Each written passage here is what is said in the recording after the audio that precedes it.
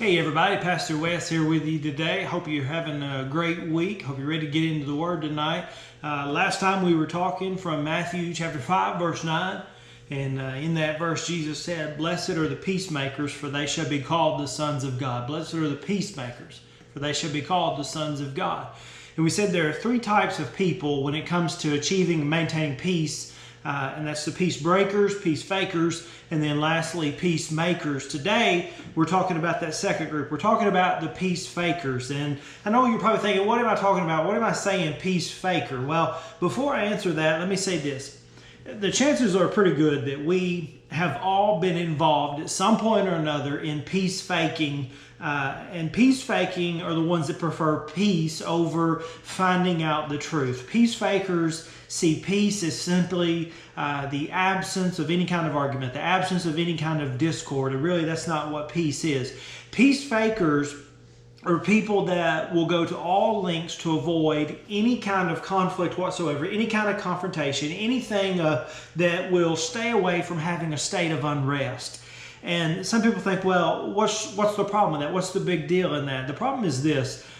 When it comes to peace fakers, in doing so, they settle for a counterfeit peace that is based on avoiding the real issues. It's based on avoiding anything that would actually bring change to a situation. It's all about avoiding conflict, and all the while you're avoiding all the real issues, there's this stewing that takes place on the inside of everybody, this building up, because there's never any real resolve to the issue. There's never really any discussion. There's never really any change. There's never really coming to an understanding or an agreement. It's just about having peace. Let me give you an example. You see a good friend. You have a good friend that's taken a wrong direction in their life, a very obvious wrong direction, something that their life is headed towards trouble. They're becoming either anything from a workaholic to an alcoholic. It really doesn't matter. Just any type of situation. And so you want to talk to them. You want to shake them to their senses. But every time you begin to approach this sensitive subject, it causes an argument between you. And so in order just to have peace in the relationship, you'd rather just be at peace with your friends. So you talk about anything else but the issue that really is the issue that needs to be talked about. And after a while, you just let it go. You avoid the issue, and you wind up with a relationship where the only things that you talk about are subjects that you can agree on. You got to understand something. That's a fake relationship. If you can't discuss the issues that you have this side and this person has this side, and you're trying to discuss a direction for their life when you see it's going in the wrong direction, if you can't talk about those things and all you do is talk about the things that you agree on, that's a fake relationship. It's a peace faker, because all you're after is having a peaceful relationship, not a real relationship. Bill Hybels, the pastor of Willow Creek Church, talked about in a book of his one time how he did that with a friend of his. He went to a close friend, and this friend was obviously about to take a bad turn in their life, and so he invited them to come to lunch with him so that they could talk. And when the time was right in the meal together, Bill Hybels said to his friend, he said, "Look, I'm not trying to run your life and I'm not trying to ruin your life, but I'm concerned about the direction that your life is headed."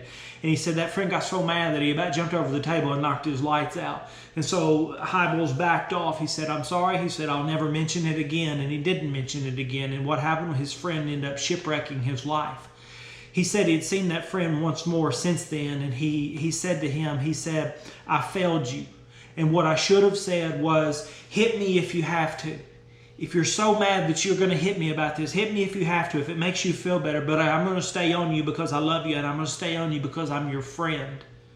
See, in choosing peace faking or peacekeeping over telling the truth, people think that they're actually being noble.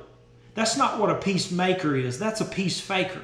Because in reality, when you are faking peace, you're choosing a bad choice, a very bad choice. Because whatever has caused the tension in the relationship, if you leave it ignored, if you try to sweep it under the rug and just have peace, it's going to come back again because it's never properly resolved.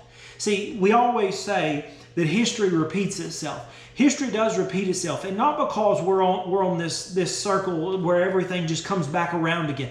History repeats itself because we don't learn from our mistakes and we have to face them again. History repeats itself because we never bring any resolve to an issue. We just put it in a closet. We just hide it under the bed. We sweep it under the rug. We think if it's out of sight, it's out of mind, and we can just ignore it. And if we ignore it, then it will go away and we'll never face it again. Well, the fact of the matter is, the things that we ignore, the things that we never get resolved to in our lives, the situation, the issues, and the things with the relationships, we will face them again, because history always repeats itself when we don't have resolve to an issue.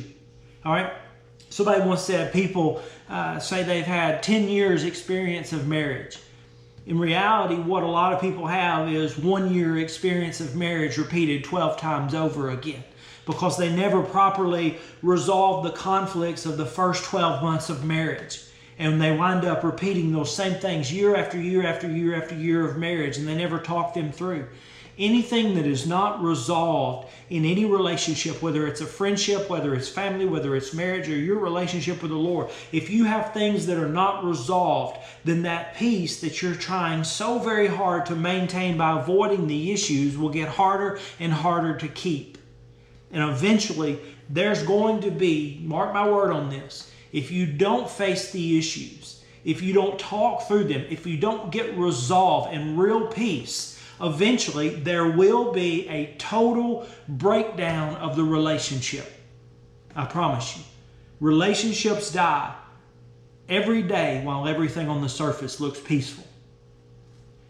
And peace at any price is a form of deception. When you know that you need to tell the truth, what's the enemy do? The enemy comes and he whispers in your ear.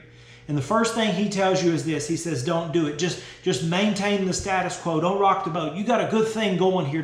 Let's not do anything to upset it. Let's just maintain peace. Let's just fake peace. Now the Lord gives us a command in Ephesians chapter 4 in verse 25 that makes peace fakers tremble. He said, wherefore, putting away lying, speak every man truth with his neighbor, for we are members one of another. Truth-telling takes courage. Truth-telling takes courage. But any other approach over time will undermine the integrity of our relationships. Anything less than true peacemaking undermines the integrity of all of our relationships.